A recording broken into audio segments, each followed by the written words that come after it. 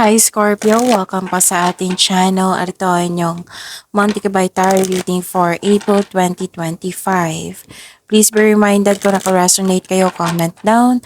Kung hindi kayo naka-resonate, ibigay niyo po sa iba kasi general reading po ito. This is for you Scorpio ngayong April 2025.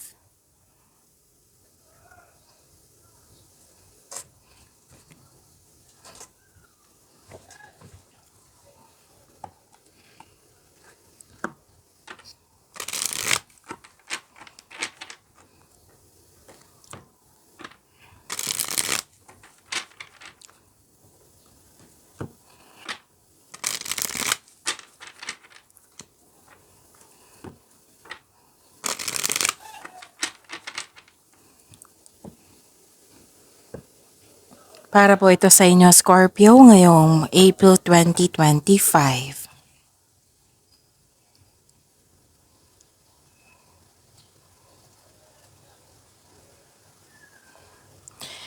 Maraming salamat po sa inyong patuloy na suporta at maraming salamat din po sa mga hindi nag-skip ng ads. Gamitin ang reading na ito bilang gabay lamang. Sa mga hindi pa nag-subscribe, subscribe na po kayo at click bell notification para malaman nyo na may bago tayong video. Para sa mga gustong magpa-reading po, may lumabas dyan sa screen nyo ngayon. Panoorin nyo po at sundin ng instruction.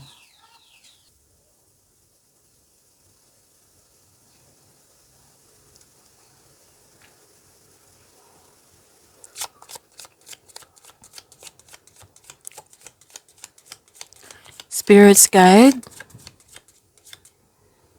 mga ganap po.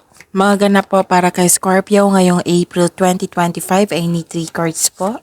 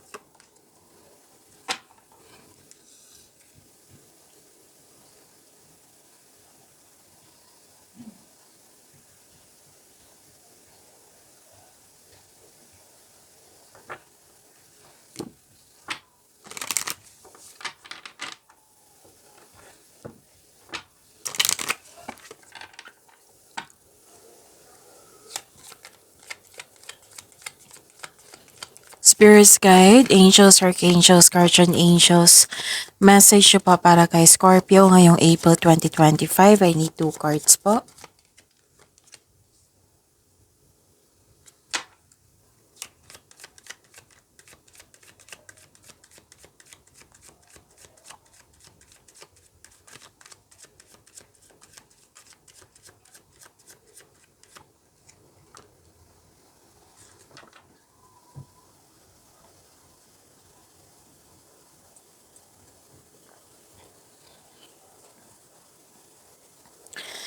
Ngayong April 2025 para po kay Scorpio, nakita ko dito na nagkaroon, wow, ang ganda naman. Ang ganda ng cards nyo, 2 card na mismo nagsabi dito na may prosperity. Claim nyo po, Scorpio. Nakita ko rin dito na may parating na malaking pera or dumating na. May nakita rin akong cash flow dito, maraming transaction.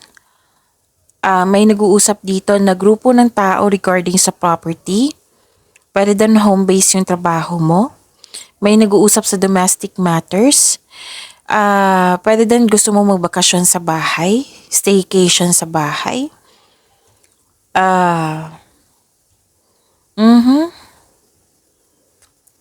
Tapos love is blooming and abundance. Ang ganda, Scorpio. Claim nyo po. May dumating, may nagbigay ng tulong, may nagbigay ng regalo. Makakatanggap kayo ng regalo or tulong. Pwedeng compliment ito, pwedeng awards, recognition, fame. And kitang-kita ko yung happiness mo dito, Scorpio. You deserve this happiness, Scorpio.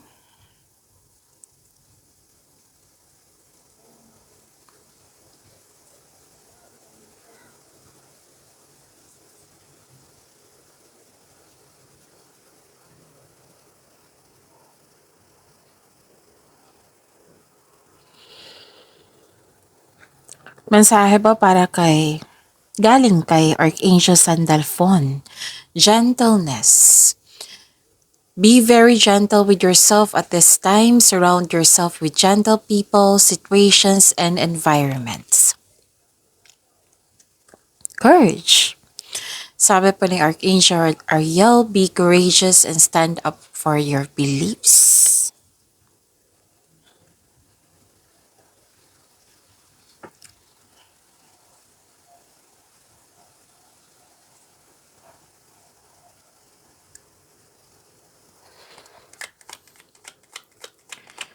Spirits Guide, ano po yung energy ni Scorpio ngayong April 2025? I need 2 cards po.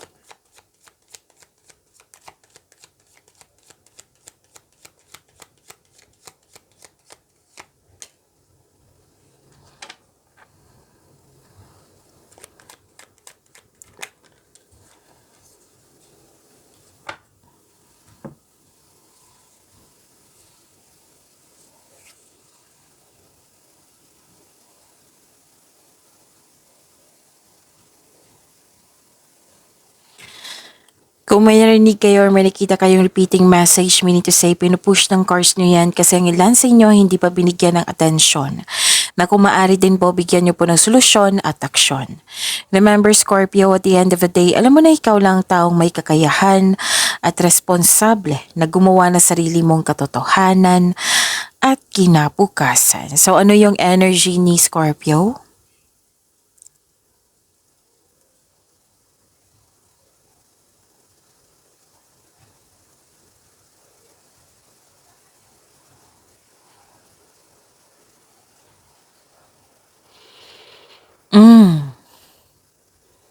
Okay. May nakita ko ditong pagkakaisa. You're making memories, pwedeng may reunion, may ganap na outing, pwedeng pagtipon-tipon ng grupo ng tao to, or nag-spend time ka sa bata. Or pwede din inner child mo ito. Oo, nag-spend time ka sa inner child nyo. Alam nyo ba, sa pag-spend ng inner child nyo, you're connecting to, it will refresh your energy. Posibleng may pagpatawad na mangyayari. Tapos iwasan nyo lang yung may nostalgia kasi naalala nyo or may nagpaalala sa'yo. Nostalgia, you're living in the past, may unhealthy connection, may unhealthy attachment pa kayo na sa nakaraan. So you have to move forward. Let the memories rest. Okay, so you have to learn from the past and move on. Try something new sa present para may expectation tayong better outcome sa future.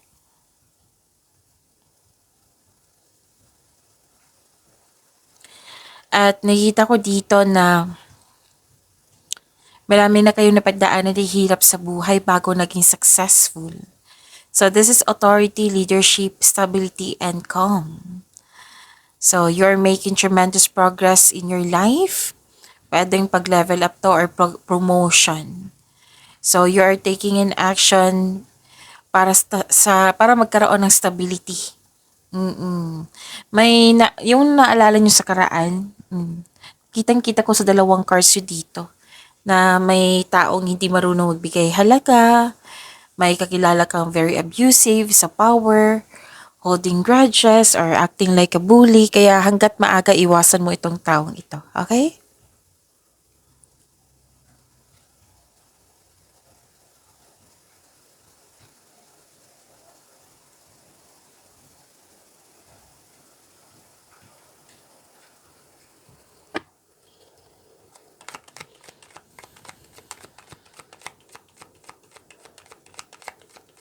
Spirits Guide, possible blessings po na ma-receive ni Scorpio ngayong April 2025.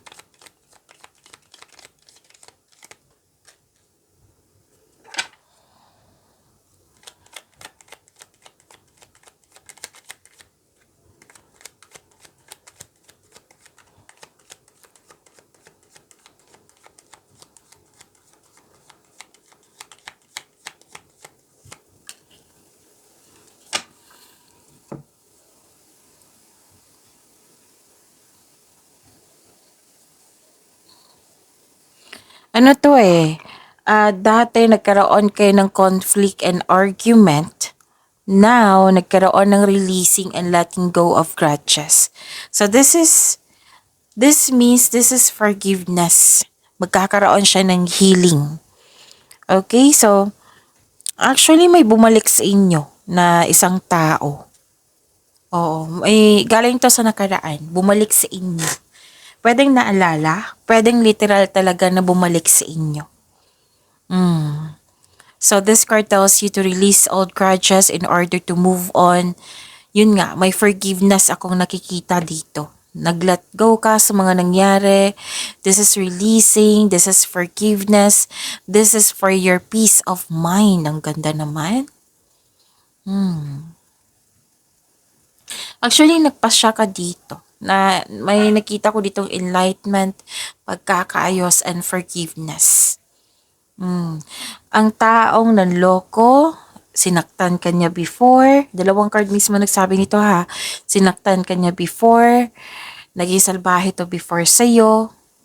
Bumalik sa'yo. Bumalik sa'yo. Posibleng through text, through email, through call, or literal na bumalik talaga sa iyo na nagkaroon kayo ng pagkakaayos. Ano to eh, na na-realize ng taong ito na mali yung ginawa niya. Okay? At wag masyadong magpagod sa trabaho kasi marami kayong ginagawa dito. So, expect na lang ngayong buwan ng Abril na magiging busy kayo dito. Kasi opportunities, di ba? Opportunities nakikita ko dito. So, bibigyan mo siya ng aksyon. Tapos, wag mong akuhin lahat, ha? Kasi, iwas na lang tayo sa burnout. Time management din. Pagpaplano ay kailangan para hindi kayo ma-burnout po. Okay? Tapos, bumuo daw kayo ng diskarte upang makuha mo ang gusto mo. Tapos, yun. Actually, may nakita nga ako dito na etong taong ito nagsinungaling to sa iyo before, yung sinaktan ka before, nagsinungaling to, hindi siya totoo sa iyo. So, nagbago na siya. At least nagbago na, diba? So, this is a time for forgiveness. This is the time for healing, which is maganda. Ang daming reading na healing ngayong buwan ng Abril, which is good, diba? Kung dati bigat ng nararamdaman, now ngayong buwan na ito is healing.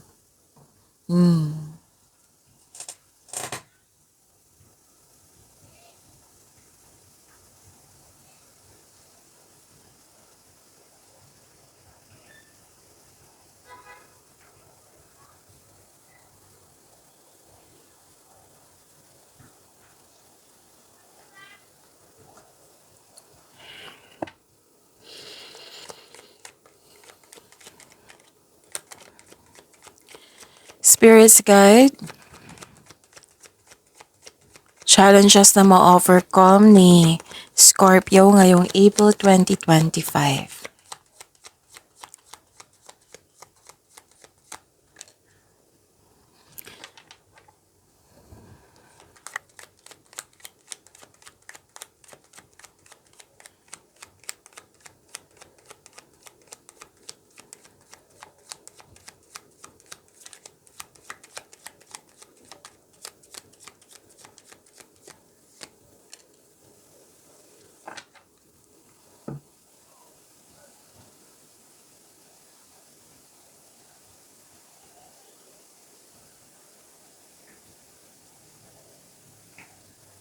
Maraming salamat po sa patuloy na tiwala at suporta sa ating channel. At maraming salamat din po sa mga hindi nag-skip ng ads. So this is challenges na ma-overcome nyo. At least alam nyo at mapaghandaan nyo na pwede nyo rin bigyan ng agarang aksyon. Pero ma-overcome nyo po ito ha.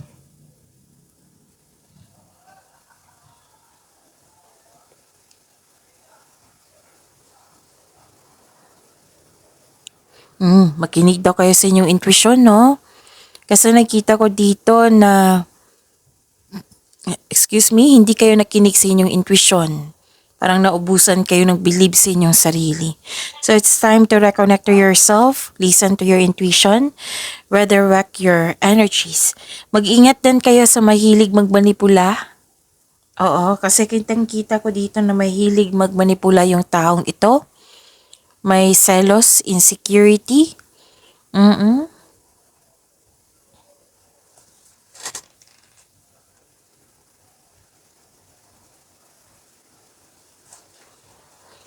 Okay.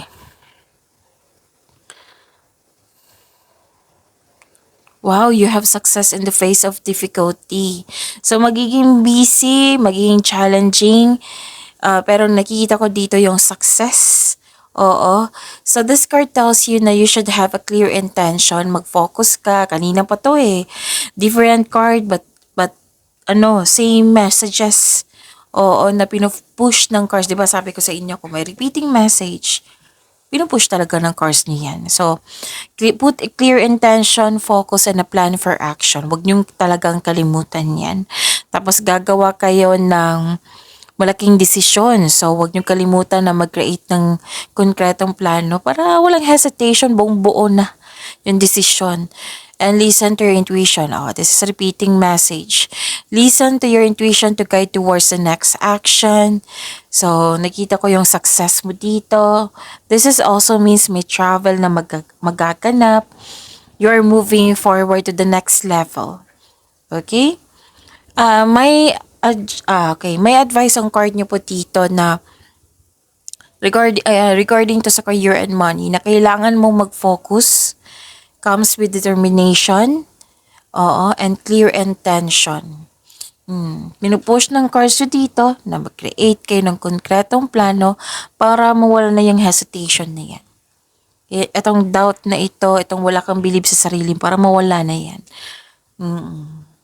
Kaya pala yung sabi ng card nyo dito ni Archangel Ariel na courage. Kasi nakita ka dito na panghinaan ka ng loob eh. Mas nauna pa yung panghinaan ka ng loob. Kaysa gumawa ng plano. So, sabi ng Archangel Ariel, be courageous and stand up for your beliefs. And surround yourself sa mga tao na nagbibigay sa iyo ng inspiration. Ang hirap kasi 'di ba kung if you are surrounded by the people na sobrang toxic. Ang hirap niyan. Pero nakita ko naman dito na ayun nga, yung may taong nagbago. Okay. At wag niyo po daw madaliin yung mga bagay-bagay. Pwedeng relasyon ito. Na wag kayong magmadali na magkaroon ng relasyon or may ganap para sa pag-level up nyo sa inyong relasyon. Don't rush things. Dahan-dahan lang po. At may sabi dito sa buhay pag-ibig nyo na kailangan magkaroon kayo ng same vision for the future. Upang sa gayon magkaroon kayo ng isang healthy relationship soon. Make it sure na ang couple magkakaroon ng vision for the future. Hindi lang to sa buhay pag-ibig, pati na rin sa career and money nyo na magkaroon ng vision for the future. Para maging inspired kayo. Like for example, may araw talaga na papanghinaan ka ng loob. Kung maisip mo itong vision for the future mo, ma-motivate po kayo. Or mag-create kayo ng solid foundation, establish any plans para sa pag-level up nyo. So, lahat ng signs ngayon magiging busy. At most of you, healing talagang lumabas dito. Which is good, di ba? Lahat ng signs gustong-gusto ng healing. So, umuwi kayo na successful. Naging confident na kayo dito, inspired in action. May focus, determination, concentration, perseverance. And this is water sign card also. Basta wag kayo magmadali, sabi ng card. Pagyamanin niyo po yung blessings sa binigay sa inyo, Scorpio. See you tomorrow. Please like, subscribe, and click bell button for notification para updated po kayo sa daily tarot reading natin. Maraming salamat po.